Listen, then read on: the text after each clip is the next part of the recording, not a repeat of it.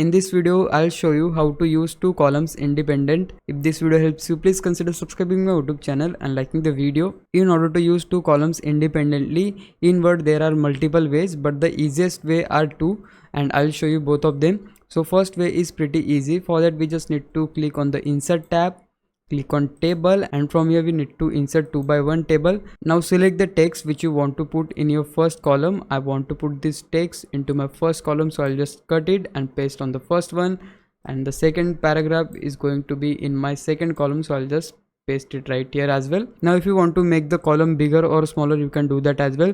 Just move your cursor to the middle line and just hold your left click to make it bigger, smaller according to you. Now we are going to remove these lines around our columns, so for that just hit right click on the top corner of the table.